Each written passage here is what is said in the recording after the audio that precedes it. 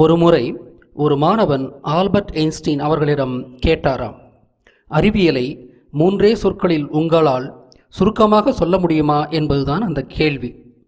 அதற்கு time, space, action என்று பதிலளித்தாராம்.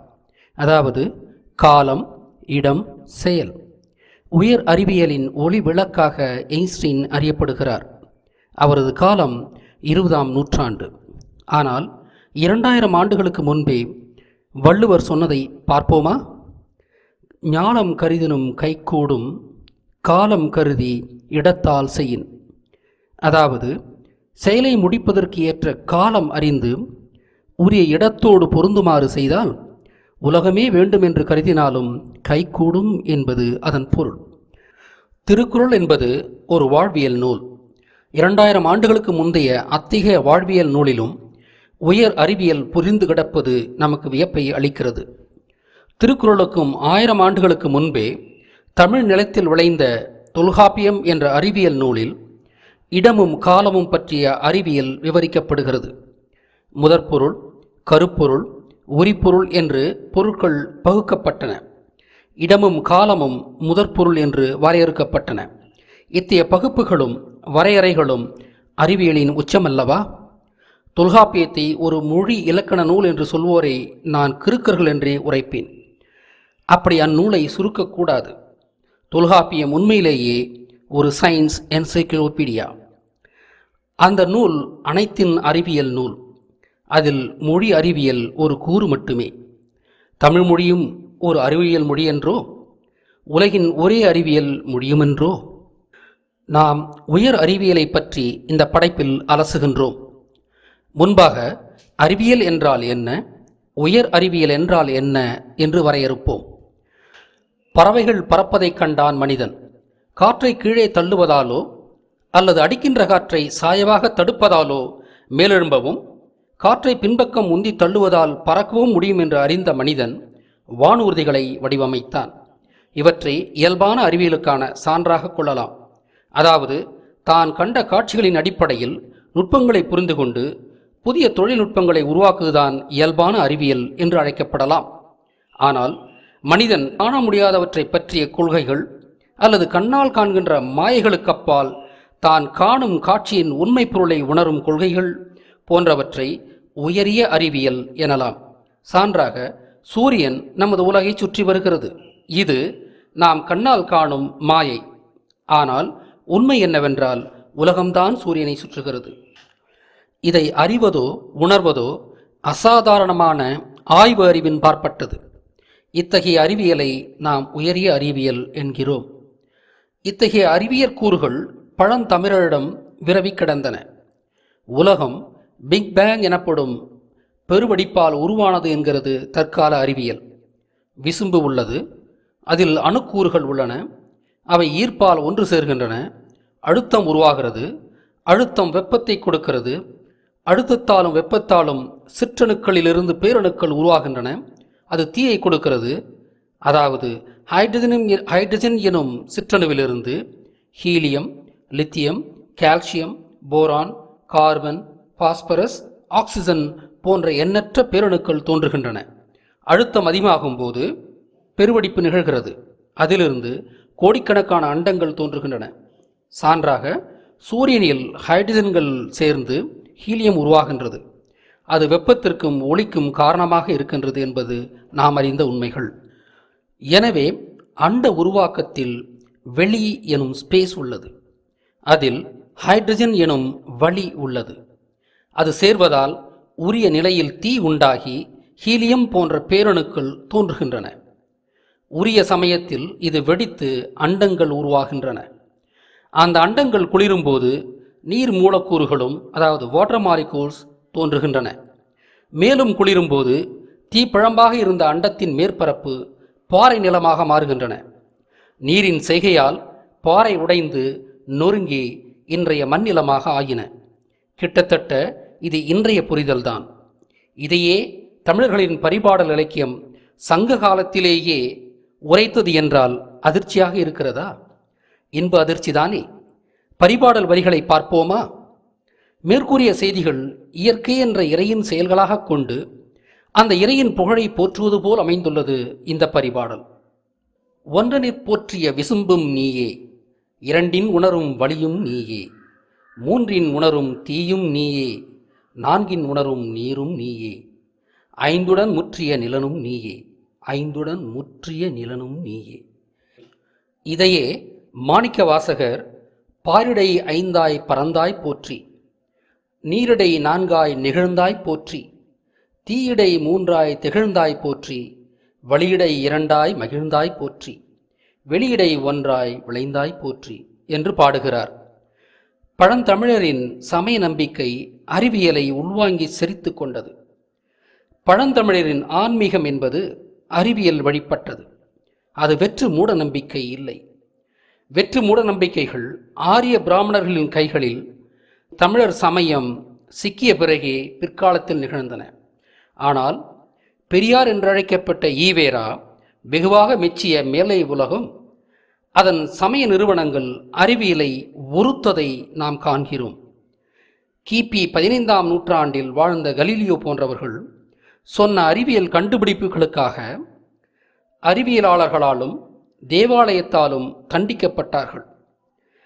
19ஆம் நூற்றாண்டின் இறுதியில் பரிணாம வளர்ச்சி தத்துவத்தை கண்ட டார்வின் அவர்கள் கூட தேவாலயத்தின் படைப்பு கொள்கைக்கு மாறாக தனது புதிய கொள்கை இருந்ததால் பயந்து தனது வாழ்நாளின் இறுதி வரை காத்திருந்து தனது கண்டுபிடிப்புகளை வெளியிட்டார். கலீலியோ என்ன சொன்னார்? இப்பேரண்டத்தின் மையம் நாம் வாழும் உலகம் அல்ல, அது சூரியனை சுற்றி வரும் கோள் என்றார். இதை அவர் கண்டது 15ஆம் நூற்றாண்டுக்கு பிறகே. ஆனால் நம் முன்னோர்கள் 2000 ஆண்டுகளுக்கு முன்பே இவற்றை அறிந்திருந்தனர். சூரியனை வெள்ளி, செவ்வாய், புதன், வியாழன், சனி போன்ற கோள்கள் சுற்றி வருகின்றன. அவை தாமேயும் சுழல்கின்றன. இந்த உவமையை வைத்து ஒரு சண்டை காட்சியை வர்ணிக்கிறது பட்டினப்பாலை எனும் பழந்தமிழ் இலக்கியம். ஒரு வீரன் கையில் கேடயத்துடன் நிற்கிறான். அவனை சுற்றி சுழன்று கொண்டு அவ்வீரனை 5-6 பேர் தாக்கி போரிடுகின்றனர். 5-6 பேருக்கும் தன் கேடயத்தால் ஈடு தந்து சுழன்று சுழன்று போரிடுகிறான் அவன். இது காட்சி. நீ நிற விசும்பின் வலநேர்வு தெரிதரு, நான்மீன் விராய கோன்மீன் போல மலர்தலை மன்றத்து பலருடன் குழீகி கையினும் கலத்தினும் மெய்யுறத் தீண்டி பெருஞ்சனத்தார் புறக்கொடா திருஞ்செருவின் இகன் மெய்ம்பினோர். இது பாடல். இப்பாடலில் நான்மீன் விராய கோன்மீன் என்பது நால்மீன் என்றும் எனும் சூரியனை சுற்றியுள்ள கோள்மீன் என்று பொருள்படும். எனவே சூரிய குடும்பத்தை பற்றிய துல்லியமான அறிவு தமிழர்களுக்கு ஆதியிலேயே இருந்தது என்பது வியப்பான செய்தி. கோயில்களில் உள்ள நவ கிரகங்களில் சூரியனை நடுவிலே வைத்த நுட்பத்தை என்னவென்று சொல்ல? நவகிரகங்கள் சோதிட முறையில் அமைக்கப்பட்டதால் வையத்தை பாதிக்கும் பேரண்டத்தின் கோள்கள் மட்டுமே அதில் காட்டப்பட்டன. அதனால் வையம் அதில் தவிர்க்கப்பட்டது. ஆனால் நிலவினால் ஏற்படும் மிகவும் நுட்பமான சூரிய சந்திர கிரகணங்களை அவர்கள் முறையாக புரிந்து கொள்ள இயலாததால் கேது எனும் சிவந்த, ராகு எனும் கருத்த, கண்ணுக்கு தெரியாத மறைவான அதாவது ஹிடன் கோள்களை அவர்கள் அனுமானித்து கொண்டனர். இன்று இது தவறென நிறுவப்பட்டாலும் இச்செயல் அன்றைக்கு ஒரு உயரிய அறிவியல் அணுகுமுறை என்பது இன்றைய அறிவியல் அறிஞர்களும் ஏற்பார்கள். இப்படி அறிவியலையும் சமயத்தையும் ஒருங்கே போற்றி ஒருங்கிணைத்து வாழ்ந்த தமிழர்களையும் அவர்களது வியத்தகு அறிவியல் மொழியான தமிழையும் உலகிலேயே உயரிய அறிவியலை அன்றே வளர்த்தெடுத்த தமிழ் இலக்கியங்களையும் சகட்டு மேனிக்கு சாடியே தனது வாழ்நாள் முடிவையும் செலவிட்ட பெரியார் என்று பொய்யாக அழைக்கப்பட்ட ஈவே ராமசாமியை தமிழர்கள் மன்னிக்கலாமா? தமிழர்கள் விழுந்தது திராவிடத்தால் தானே. எதிரி என்று தன்னை வெளிப்படையாக காட்டிக்கொண்ட ஆரியத்தை விட நமது நண்பன் என்று காட்டிக்கொண்டே நம்மை வீழ்த்திய திராவிடம் மிகவும் கொடுமையானதன்றோ? தமிழரின் ஐம்பூத கோட்பாடு உலகம் பிறந்ததை மட்டும் விளக்கவில்லை. அது வெளி, வழி, தீ, நீர், நிலம் என்னும் 5 பூதங்களும் வெவ்வேறு விகிதங்களில் சேர்வதால்தான் உலகின் அனைத்து பொருட்களும் உருவாகின்றன என்ற அணுக்கொள்கையை விளக்குகின்றன. இக்கோட்பாடு பக்குடுக்கை நன்கணியார் போன்ற சித்தர்களால் உருவாக்கப்பட்டது. இதையே தொல்காப்பியமும் நிலம், தீ, நீர், வளி, விசும்பொடு ஐந்தும் கலந்த மயக்கம் உலகம் என்று சூத்திரம் பகர்கின்றது. உலகின் அணுக்கொள்கையின் தந்தைகள் தமிழர்களே அல்லவோ? அணுக்கோட்பாடு எனும் அட்டாமிக் கான்செப்ட் என்பதும் உயரிய அறிவியல் தானே? தமிழரின் உயரிய அறிவியல் ஆழம் இது மட்டுமல்ல. வழியடை வழங்கா வழக்கறு நீத்தம் என்ற புறநானூற்று வரி அண்டங்களுக்கிடையிலான அண்ட வெளியில் காற்று இல்லை என்பதை விளம்புகின்றது. இன்னொரு புறநானூற்று பாடல் வரிது நிலை ஈய காயமும் என்று அதே கருத்தை வெளியிடுகிறது. இதை எப்படி அவர்கள் ஊகித்தார்கள் என்பது நமக்கு வியப்பை தருகிறது. இதை உயரிய அறிவியலின் உச்சம் எனலாம். இதே புறப்பாட்டில் வரிது நிலைய காயமும் என்றிவை சென்று அளந்து அறிந்தார் போல என்றும் இணைத்தென்போரும் உலரே என்று எழுதியுள்ளார் அக்கணியர். அதாவது ஆகாயத்திற்கே சென்று அளந்து அறிந்தாற்போன்று சொன்னார்கள் என்று வியக்கிறார் இந்த புலவர். கண்ணால் காணவியலாததும் எட்டாத தூரத்தின் நிலை பற்றி அங்கேயே சென்று அளர்ந்து பார்த்து சொன்னதைப் போன்று மிகவும் துல்லியமாக சொல்லக்கூடிய அறிவாளர்கள் உள்ளனரே என்று வியந்து பாராட்டுகிறார் இந்த புலவர். இதைத்தான் உயரிய அறிவியல், அதாவது ஹையர் சயின்ஸ் என்று நாம் விவரித்தோம். அப்படித்தான் இந்த புலவரும் அக்காலத்திலேயே வியந்து போற்றுகிறார். இதுதான் தமிழர் அறிவியலின் மகிமை. தமிழும் ஓர் அறிவியல் மொழியன்றோ? காணொளியை நிறைவு செய்யும் முன்பு இன்னொரு செய்தியையும் சொல்லி முடிப்போம். மேலே உலகம் கிமு 300 வரை பூமியை தட்டையானதென்றும் கிபி 15ஆம் நூற்றாண்டு வரை பூமியை பேரண்டத்தின் மையப்பகுதி என்றும் தவறாக புரிந்திருந்த நிலையில் இன்றிலிருந்து 3000 ஆண்டுகளுக்கு முன்பே தமிழினம் அது பற்றி தெளிவான அறிவியல் கொள்கையை கொண்டிருந்தது. பூமியை அக்காலத்திலேயே அவர்கள் ஞாலம், அண்டம், உலகம் என்ற சொற்களால் அழைத்தனர். ஞாலுதல் என்றால் தொங்குதல் என்று பொருள். பூமி அந்தரத்தில் தொங்குகின்றது என்றனர். சூரியனை ஞாயிறு என்று அழைத்ததன் மூலம் நாம் வாழும் பேரண்டத்தின் அண்டங்களை எல்லாம் கட்டி வைத்திருக்கும் சூரியனை கூட தொங்குகிறது என்று புரிய வைத்திருந்தனர். அடுத்து அண்டம் என்றால் உருண்டை என்று பொருள். உலகமும் ஏனைய கோள்களும் உருண்டை என்பதையும் அவர்கள் அறிந்திருந்தனர்.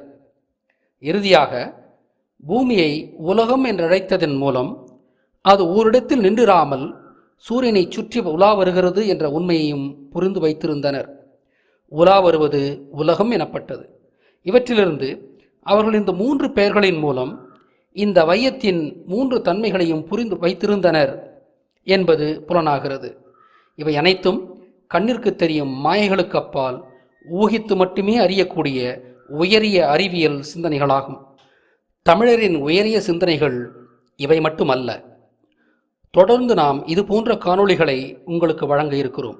ஆவலாய் காத்திருங்கள். கேட்டமைக்கு நன்றிகள். இச்செய்திகளை தமிழர்களிடம் பரப்புங்கள். தமிழர்களுக்கு தன்மானத்தையும் தன் நம்பிக்கையையும் ஊட்டுங்கள். வந்தேரிகளால் அடிமைப்படுத்தப்பட்டு இழிவுபடுத்தப்பட்ட நமது இனம் விடுதலை உணர்வு கொள்ளட்டும்.